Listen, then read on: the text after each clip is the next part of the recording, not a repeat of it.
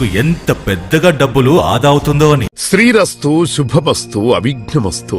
శ్రీ రాజశ్యామలాంబ సహిత దశమహావిద్య ఆలయం స్వర్ణ దేవాలయం గోల్డెన్ టెంపుల్ నిర్మాణం కొరకు లోకక్షేమార్థం దశమహావిద్య మహాయాగం 11 లక్షల కొబ్బరికాయలతో లక్ష్మీ గణపతి హోమం మరియు 11 కోట్ల కుంకుమార్చన కనక మహాలక్ష్మి కుంకుమార్చన సత్తుపల్లి శ్రీ లక్ష్మీ గణపతి ఆలయమునందు 108 రోజుల పాటు నిర్వహించబడును.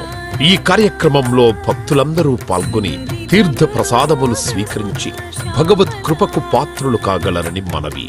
స్వర్ణ దేవాలయ నిర్మాణము మహాసంకల్పం, సాహసోపేతమైన నిర్ణయం.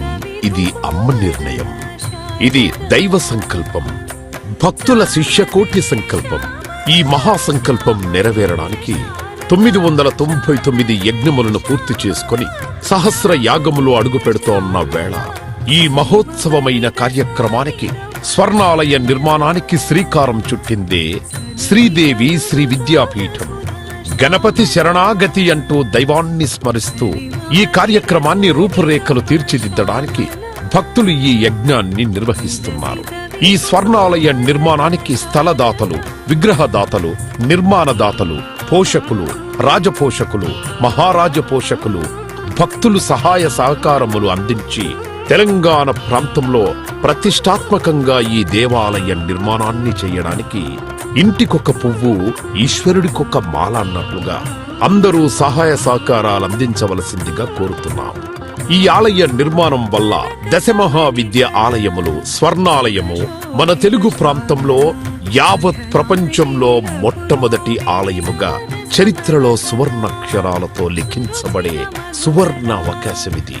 అంతేకాకుండా దశమహావిద్య ఆలయ నిర్మాణం ద్వారా ఎవరెవరికి ఎలాంటి విద్యతో ఏ అవసరం వచ్చినా ఆ విద్యా సంబంధమైన దేవతలను ఏకకాలంలో అర్చించి సేవించి దర్శించి అమ్మ కృపకు పాత్రులవ్వడానికి ఈ ఆలయం ఎంతో మార్గదర్శకంగా ఉంటుంది అనడంలో ఎటువంటి అతిశయోక్తి లేదు. అలాగే ఎలాంటి ఆర్థిక సమస్యలైనా ఎటువంటి సమస్యలైనా పరిష్కారమవుతాయి అమ్మ కృప వల్ల.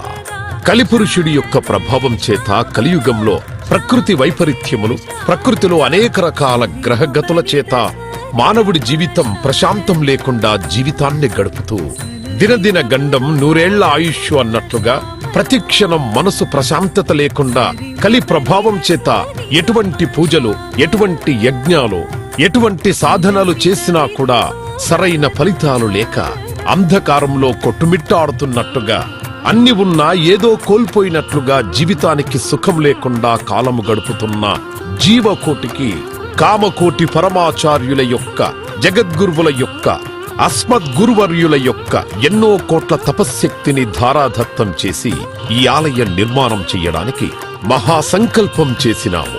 పూర్వజన్మలో దాన ధర్మాలు చేయడం వల్ల ఈ జన్మలో దాన ధర్మాలు చేసే శక్తి మనకు లభించింది.